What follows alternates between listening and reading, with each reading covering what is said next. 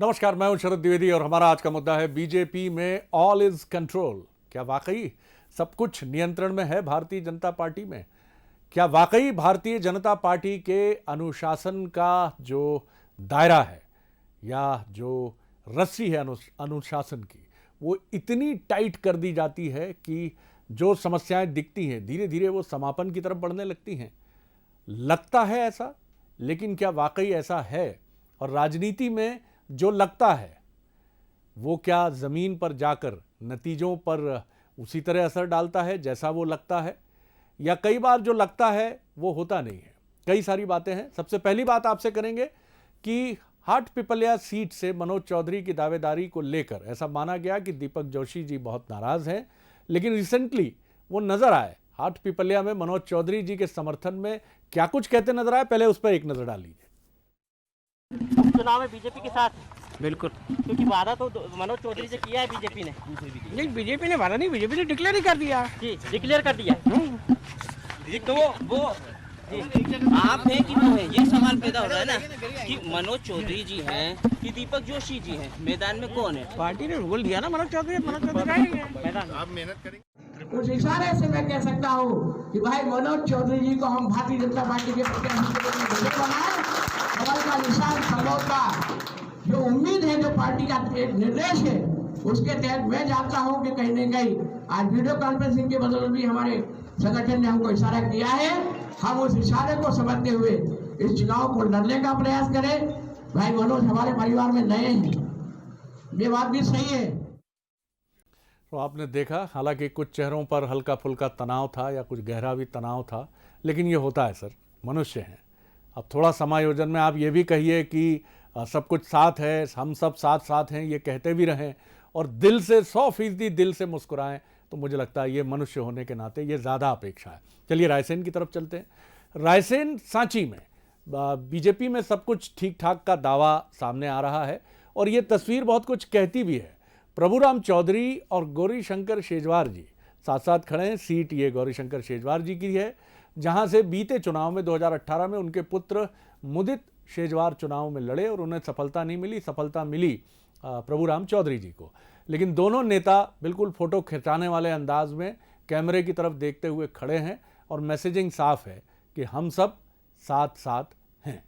और दावा ये भी किया जा रहा है कि जो छूटेंगे उनको भी उनके मान सम्मान को देखते हुए बहुत अच्छे तरीके से समायोजित किया जाएगा और कहीं कोई कठिनाई और कोई चुनौती नहीं होगी। तो ये तो हुई बात सांची की। अब चलिए ग्वालियर की तरफ हम चलते हैं। पूर्व मंत्री जयभान सिंह पवैया के भी नाराज होने की खबरें थीं, लेकिन बीजेपी प्रदेश अध्यक्ष से मुलाकात के बाद उन्होंने भी साफ संकेत दिए हैं कि पार्टी के अनुशासित सिपाही हैं। देखते हैं क्या उन्होंने भी कहा है, फिर हम आगे बढ़ेंगे। मैं तो विचारों के लिए जीने वाला पार्टी का समर्पित कार्यकर्ता हूँ। मैं भारतीय जनता पार्टी में इसलिए नहीं हूँ कि मैं चुनाव लड़ता रहा, इसलिए किसी के आने और जाने से मेरी गति में, मेरी निष्ठा में कोई अंतर आ जाएगा, ये नहीं सोचा जा सकता। तो आपने सुना, इन्होंने भी साफ तौर पर क्या बात कही है। जयभान सिंह पवैया जो बीजेपी जिनकी रगों में बहती है, हम इसी मुद्दे पर आज बात करेंगे कि क्या वाकई ऑल इज़ वेल है। जो मेहमान हमारे साथ हैं उनसे मुलाकात कर लीजिए। हमारे साथ हैं कांग्रेस के सीनियर लीडर और विधायक जबलपुर से हमारे साथ जुड़ रहे हैं विनय सक्सेना जी, बहुत स्वागत करता हूं। हमारे साथ हैं पंकज चतुर्वेदी जी, बीजेपी के युवा नेता, मोटिवेशनल स्पीकर, प्रसन्न चित्त चेहरा और प्रसन्न चित्त वाणी के साथ लोगों में प्रसन्नता का, आशा का संचार करने का एक निरंतर अमोघ अभियान लेकर चलने वाले पंकज जी। ये बड़ा अच्छा काम है। राजनीति में एक सामाजिक प्रकल्प हमेशा होना चाहिए और बीजेपी में तो ये परंपरा रही है कभी। पंकज जी भी उसी को आगे बढ़ाएं, ऐसी शुभकामनाएं उनको। दिनेश गुप्ता जी हैं हमारे साथ, वरिष्ठ पत्रकार, राजनीतिक विश्लेषक और मध्य प्रदेश की राजनीति के हर मोड़ पर, हर मोड़ को उन्होंने बहुत करीब से देखा है। कम से कम बीते 3 दशकों से ज़्यादा का एक लंबा अनुभव उनका बतौर पत्रकार है। दिनेश जी, पहली टिप्पणी आप ही की, वाकई क्या ऑल इज वेल है सर? शरद जी, जहां जिस दल में भी दिल की दूरियां जब मिट जाती हैं तो आप ये देखते हैं कि ऑल इज वेल ही नजर आता है, लेकिन राजनीति में जी। जो पोलिंग स्टेशन है जी। वहां तक यदि वेल है तो फिर आपकी जो है आप जीतने में आपको कोई रोक नहीं सकता है। जी। तो देखिए जो यहाँ जो समस्या थी वो दल की दूरियां थी। अब यदि पार्टी जो है इलेक्शन के पहले ही कैंडिडेट जब अनाउंस हो गया है और मैदान में जाने से पहले ही दिल की दूरियां भी मिटा रही है, तो निश्चित तौर पर उसके सामने एक बड़ा लक्ष्य है। वो बड़ा लक्ष्य जो है वो स्पष्ट है कि जो सरकार जो मिली है, जिस तरह से मिली है, उसको बचा के रखा जाए और अगले 2023 तक बचा के रखा जाए।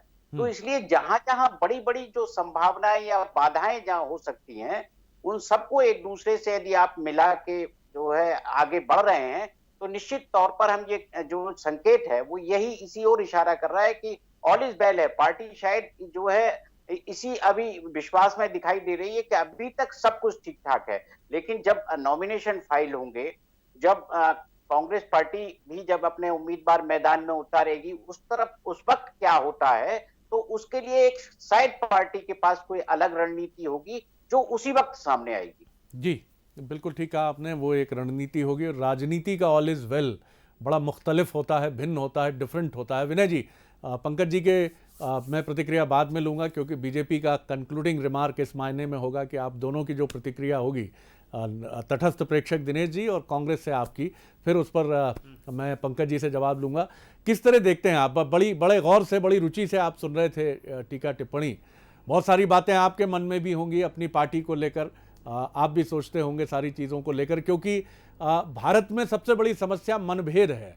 पश्चिम का तंत्र हमसे भिन्न है, वहाँ एक सिस्टम काम करता है, एक मॉनिटरिंग काम करती है, और वहाँ मनभेद बहुत ज़्यादा टिकता नहीं है। लेकिन भारतीय परंपरा में मनभेद बड़े बड़े खेल करता है, बड़े बड़े युद्धों के परिणाम बदल देता है।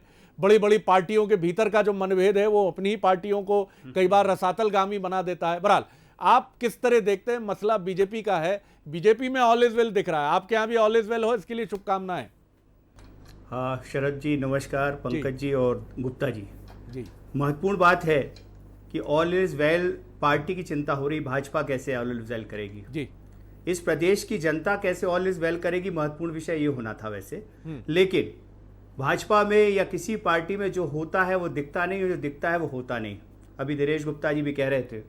और जिस पार्टी में आज अडवाणी जी के जो हालात हैं, जिस पार्टी में यशवंत सिन्हा जी के जो, मुरली मनोहर जोशी जी के जो हालात हैं, उमा भारती जी के साथ जो हालात हैं, क्या आपको लगता है ये सब दुष्परिणाम देखने के बाद भी हमारे प्रदेश के जो दिग्गज नेता हैं, चाहे गोपाल भार्गव जी जैसे सम्मानित व्यक्ति हों, दीपक जोशी जी जो पारिवारिक रूप से भाजपा के तंत्र के साथ और डीएनए जिनका भाजपा का रहा है, क्या ऐसे लोग जिनको आप डोमिनेट करेंगे और ऐसे पद लोलुप लोग जो कांग्रेस छोड़ के महाराज जी के चक्कर में आज भाजपा में चले गए, जिसको जनता भी इंतजार कर रही कि अब आइए मैदान पे, अब आया है ऊंट पहाड़ के नीचे। आप देखिएगा कि अभी तो एक विषय शुरुआत है, अभी तो इनके टिकट बटेंगे, टिकट के बाद मंत्री अभी कौन बनाए जाते हैं और कौन नहीं बनाए जाते, और उसके बाद आएगा नामांकन का स्थिति।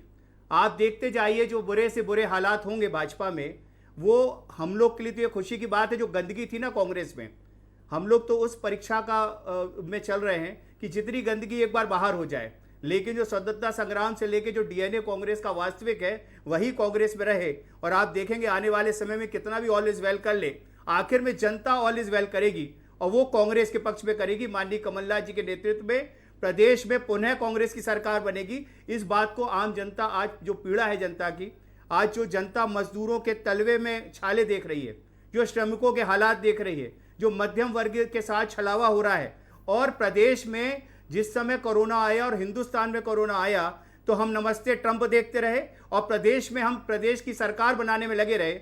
आत्मनिर्भरता की बात करने वाले प्रधानमंत्री जी अपनी भारतीय जनता पार्टी को आत्मनिर्भर नहीं बना पाए, कांग्रेस के बैसाखियों के भरोसे और कांग्रेस के दलालों और पदलोलुप लोगों के चक्कर में आज वो उन्होंने सरकार गिराई है। इसका जवाब आप बड़े अच्छे वक्ता हैं, देंगे। बहुत अच्छे वक्ता हैं। मुझे लगता है कि मैं समझता हूँ कई बार पीड़ा होती है, लेकिन पीड़ा में भी हम उस मर्यादा पुरुषोत्तम राम के देश के निवासी हैं जहाँ ये कहा जाता है कि भाषा, माफ कीजिएगा ये मुझे कहने की आवश्यकता नहीं है, मैं शायद अपनी सीमाएं लांघ कर ये चीज कह रहा हूं, लेकिन क्षमा कीजिएगा। पंकज जी की मैं टिप्पणी ले लेता हूं आपके कथन पर। आप बहुत अच्छा बोलते हैं, लेकिन मुझे लगता है ये और प्रभावी होगा, ये भी शायद मुझे कहने की जरूरत नहीं है, अगर ये थोड़ा सा इसमें और बेहतरीन भाषा संयम हो। सर जी, पंकज जी कहिए।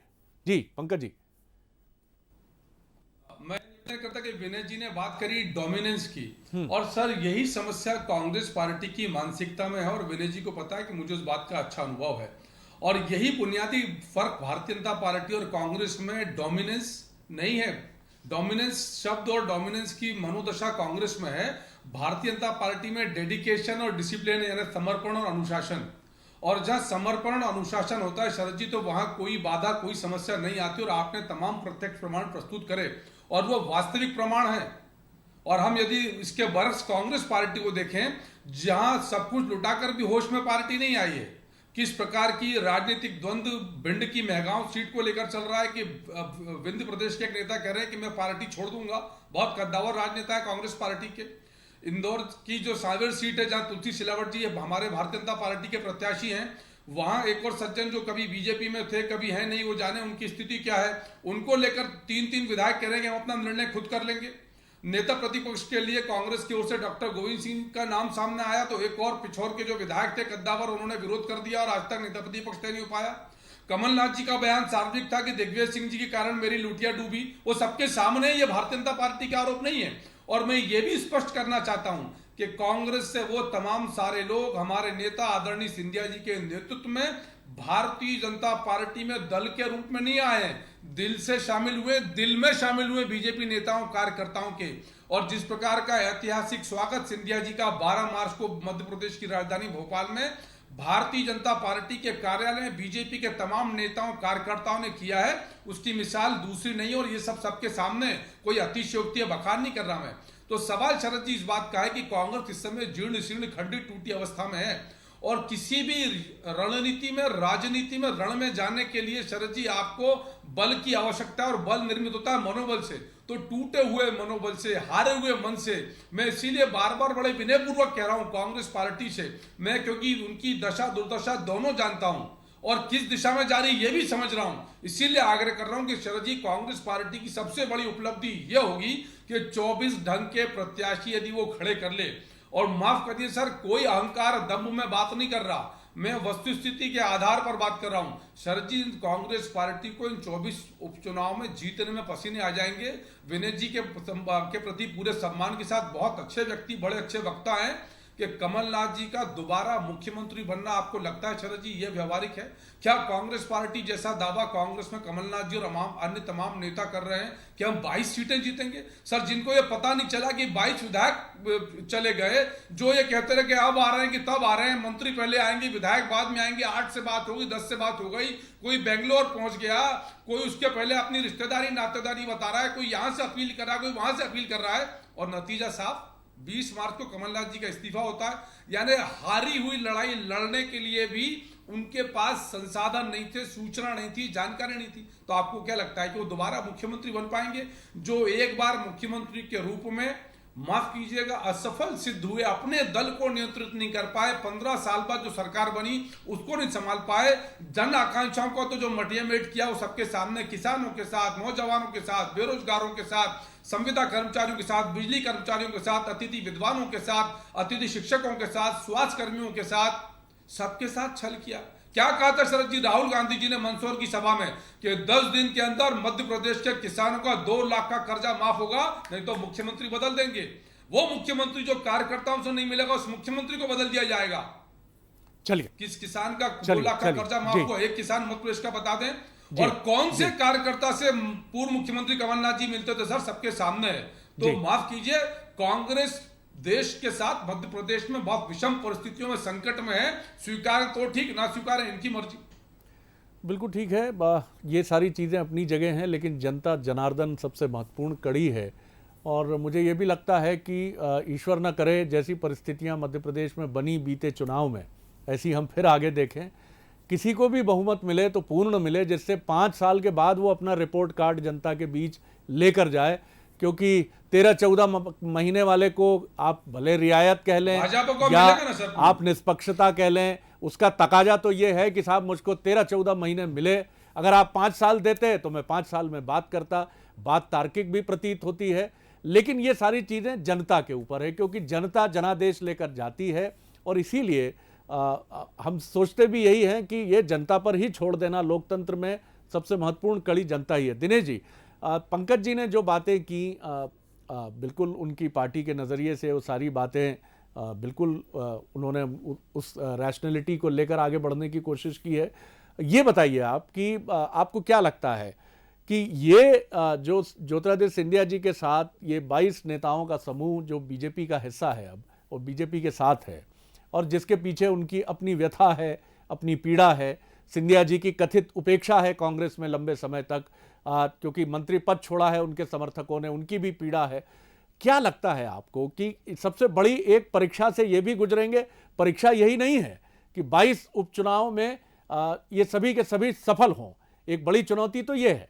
और उससे भी बड़ी चुनौती जो मुझे लगती है, आप सहमत होंगे इससे, कि वो है बीजेपी के डीएनए के साथ रच बस कर एक लंबी पारी खेलना। जी बिल्कुल शरद जी, देखिए ये चुनौती तो सबसे महत्वपूर्ण चुनौती, सबसे बड़ी चुनौती तो यही है कि ये 22 के 22 सफल हो जाएं। जी। और डीएनए तो फिर भी मिक्स हो जाएंगे, डीएनए का तो उतना अभी विषय नहीं है, क्योंकि सवाल ये है कि ये 22 सफल हो जाएं।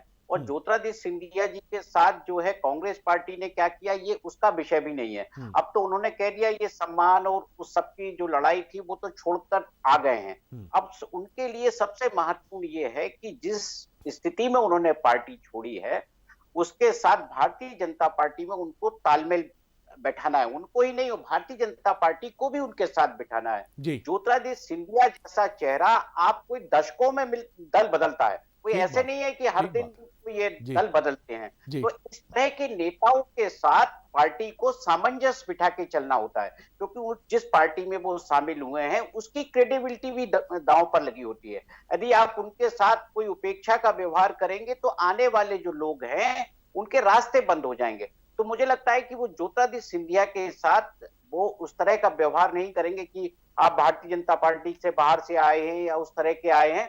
तो वो एक जो है, जो भी उनके साथ ज्योतिरादित्य सिंधिया जिस तरह की राजनीति करना चाहेंगे, क्योंकि मुझे नहीं लगता कि अब वो फिर कभी दल बदलेंगे। उनका ये शायद अब ये जो है पहला और आखिरी ही एक था, इसके बाद राजनीति उनको यही करना है।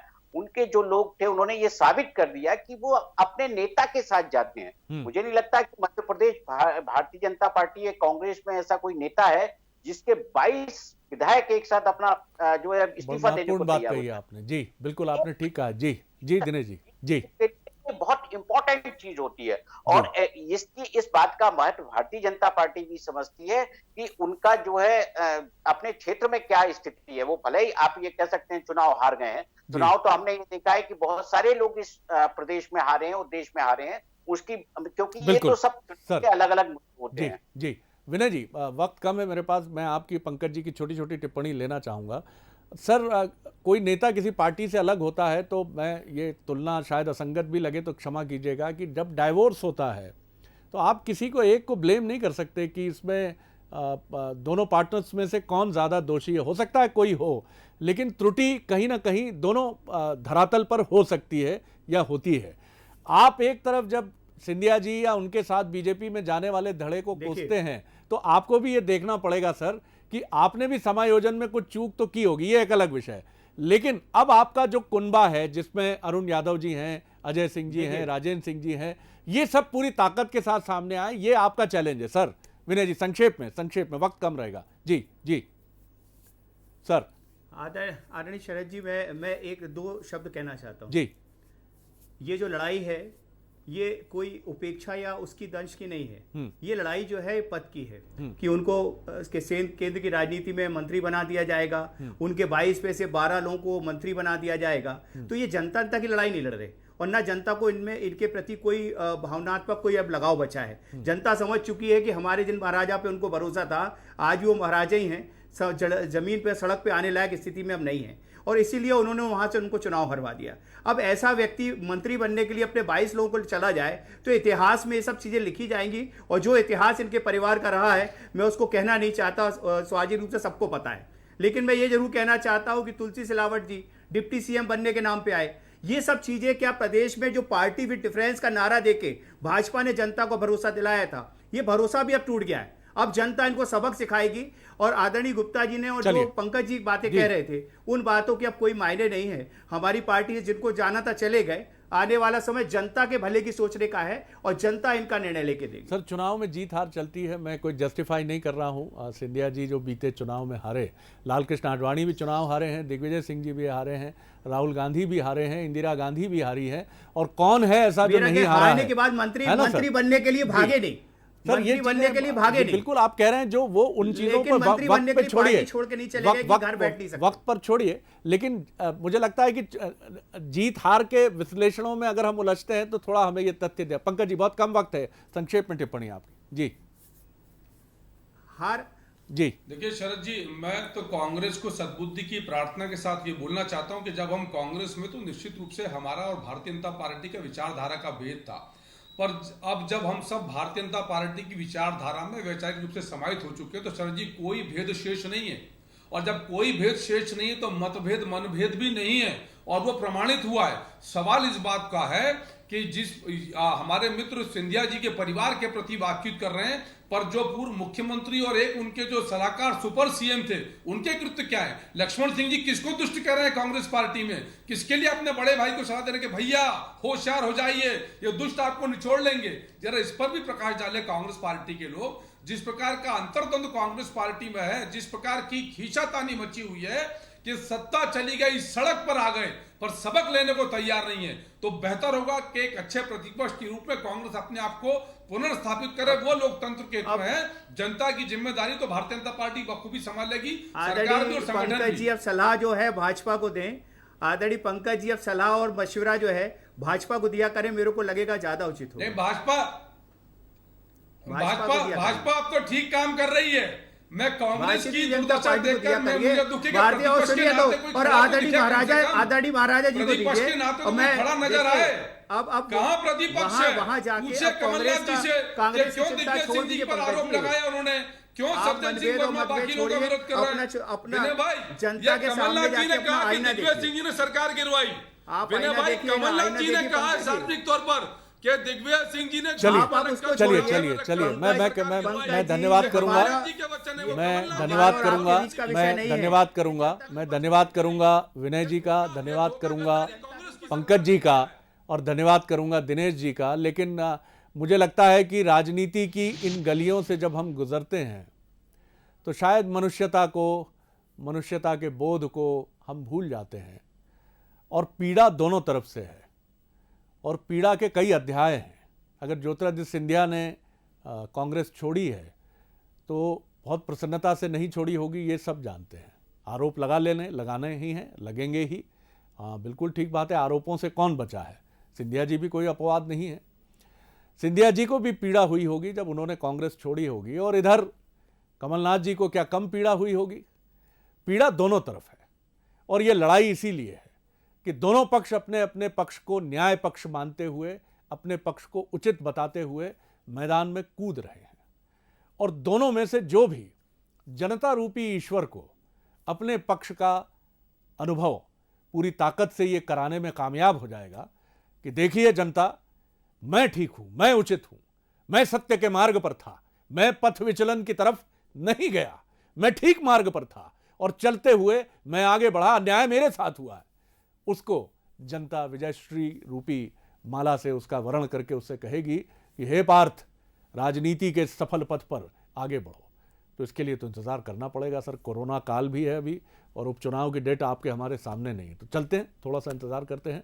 और मुझे दीजिए इजाज़त, और आगे देखिए एक ऐसे राजनेता पर चर्चा जिसकी छाप छत्तीसगढ़ और मध्य प्रदेश पर तो अमिट है ही, देश की राजनीति में भी वो एक अलहदा व्यक्तित्व के राजनेता के तौर पर जाने गए। नमस्कार।